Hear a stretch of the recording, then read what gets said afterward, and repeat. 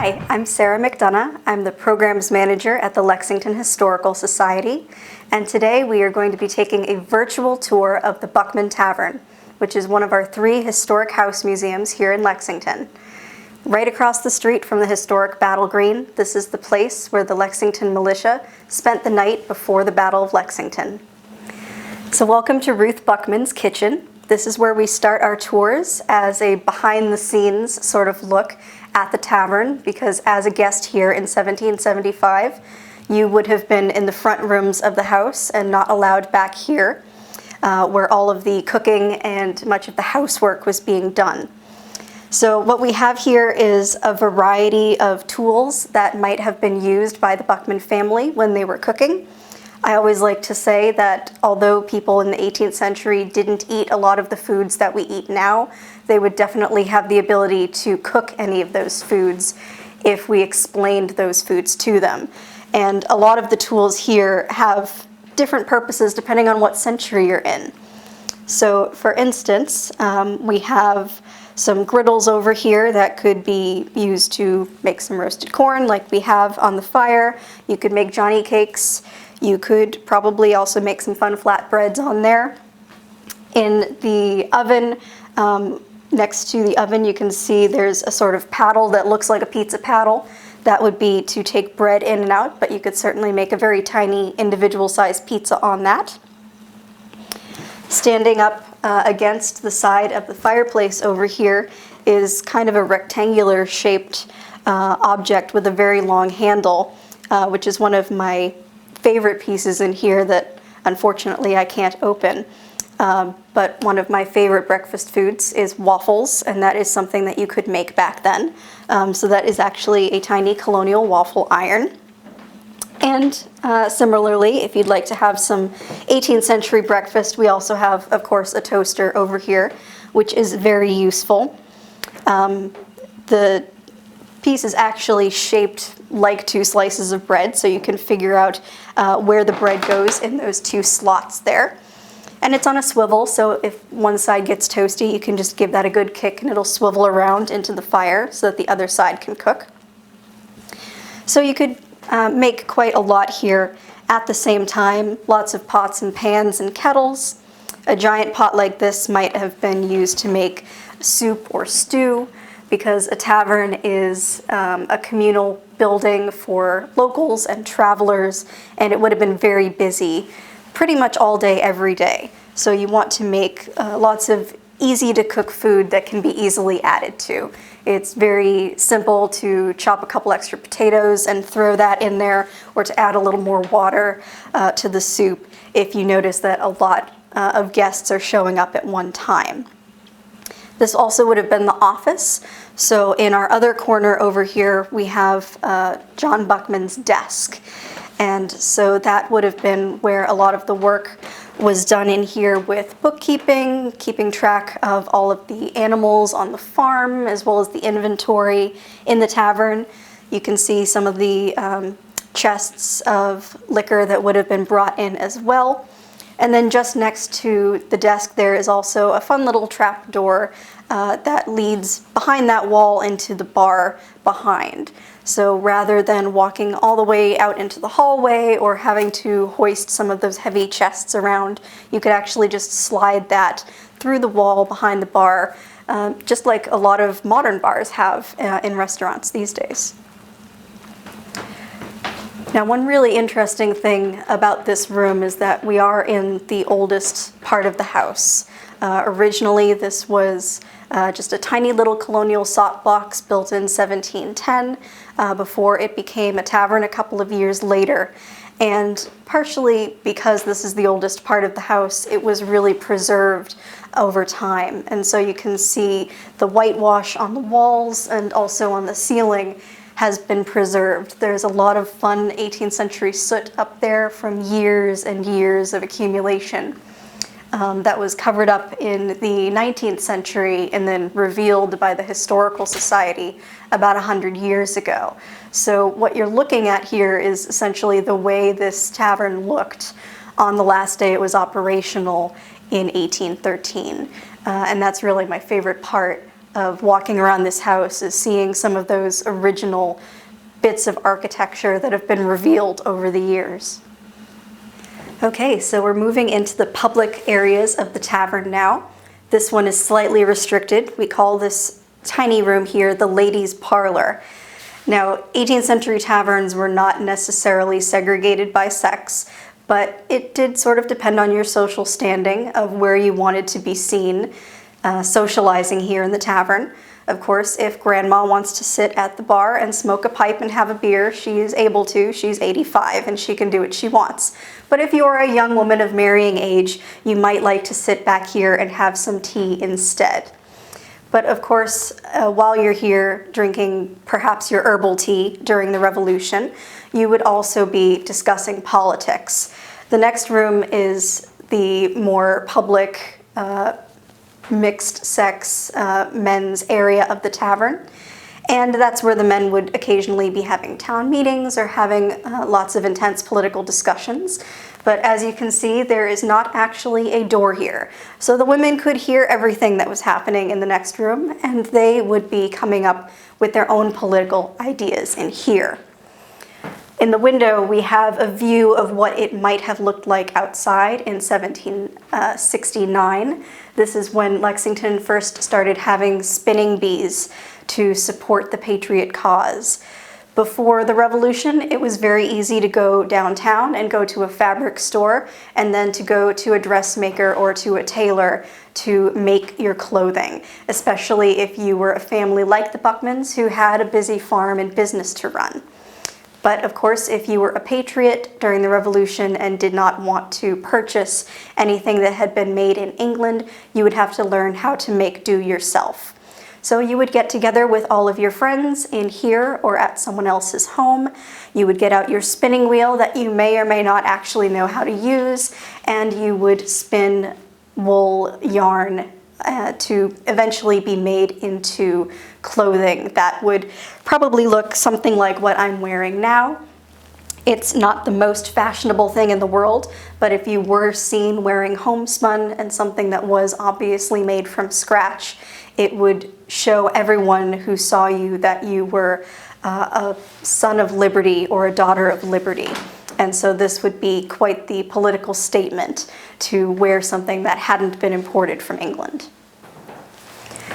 So this was called the West Room in the 18th century, and this is one of our main rooms for congregating here in the tavern. There's no bar in this room, so it would be a little bit quieter and a little more genteel for families who might want to use this space.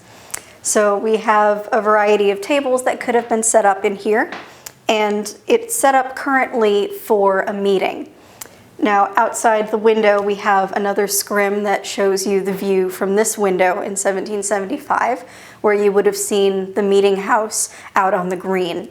So anyone who has been out there and has seen all the little monuments surrounding the green would have noticed a small marble pedestal with a Bible on top of it that marks where the pulpit was of the meeting house.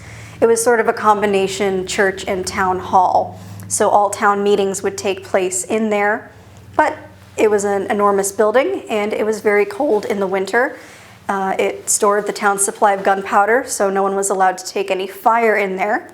And as a result, in the dead of winter, we would often have town meetings here in the tavern, because there were so few men in town who were actually eligible to vote. Most of them could probably fit in this room. We also have in here a portrait of our wonderful tavern owner, John Buckman. One of my favorite parts of the story here is that originally this tavern belonged to John's wife, Ruth. Her grandparents actually built this place, and she grew up here. So it wasn't until John married her that he was able to become a tavern owner himself. He actually grew up in the Monroe Tavern on the other side of town before it was a tavern.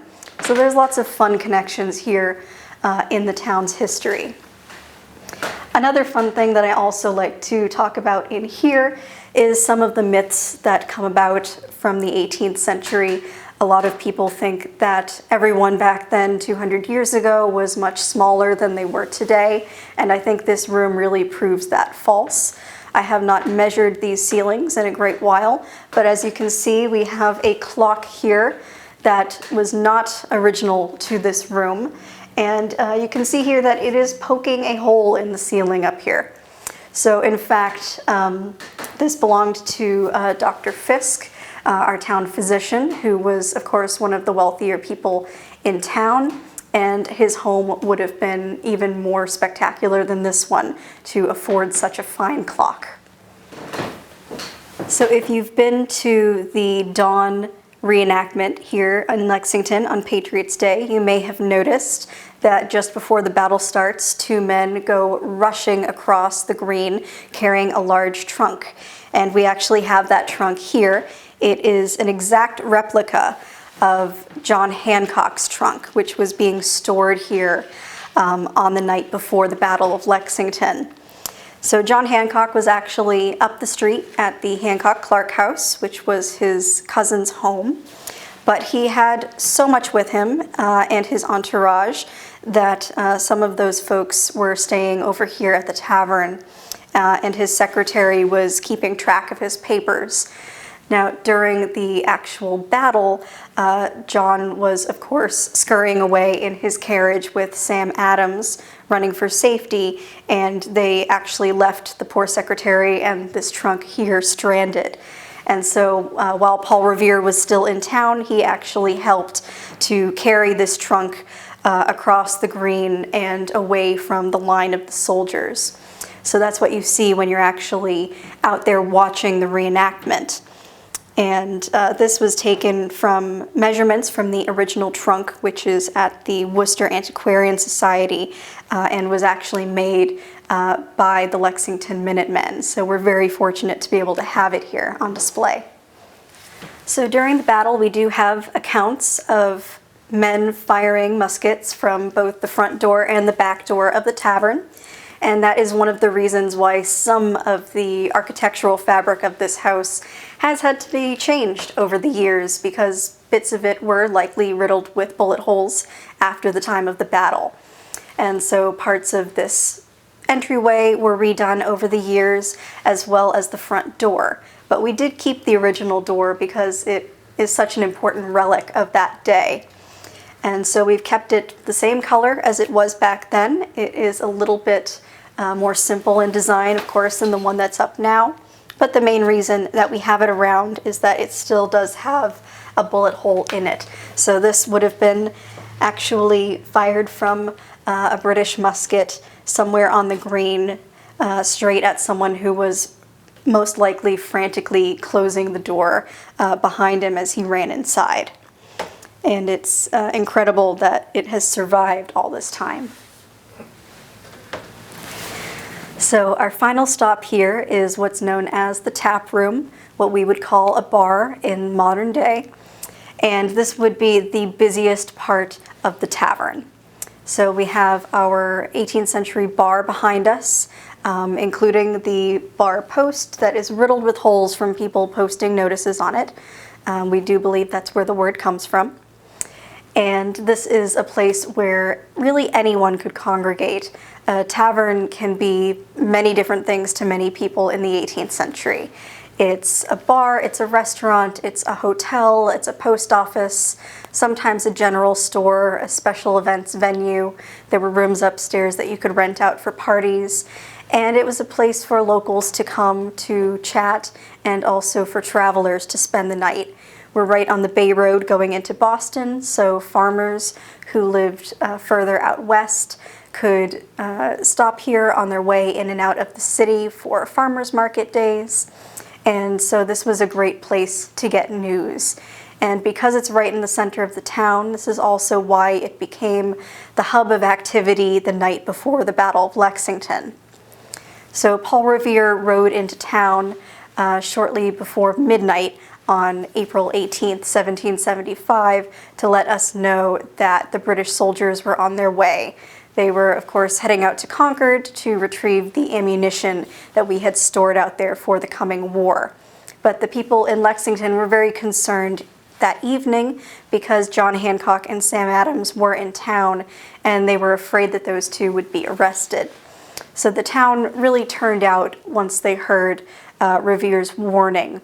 And many of the men stood outside under Captain John Parker for a number of hours before they realized that nothing really was happening. And if you've ever been outside at 3 o'clock in the morning in April in Massachusetts, you know that it was pretty cold. And so eventually Captain Parker did assume that it was a false alarm and told the men to stay within earshot of the drum if something should occur. So some of the folks that lived close by probably went home, but many of the men decided to come in here to wait out the battle by the fire. So this is where everyone would have been streaming out of when the battle actually started at dawn on the 19th. During a normal day, though, it would still be full of activity in here. We have books and newspapers on the tables. You could play card games. There might be musical entertainments several days a week. And it was a really fun place for everyone to really just come to socialize. And you could tell anyone what was happening by pointing them towards the tavern sign. We don't actually have the original sign from this particular tavern, but we do have the one from Hartwell Tavern, which is part of the National Park over in Lincoln. And many tavern signs back then did not have words on them. This is a holdover from back in the day in England when quite a few more people were illiterate than they were here in the 18th century. And so on this tavern sign over here, you might not even say, meet me at Buckman's Tavern. A traveler may not know who Mr. Buckman is. You might just say, meet me at the sign of the Horse and Rider. And then, of course, once you were in here, you could spend as much time as you wanted buying some drinks behind the bar, and then the barman would actually chalk up your tab onto the wall. And in fact, we still have some writing back here behind some plexiglass from the last day the tavern was open, where a few people put in some last orders that were written down to be calculated later.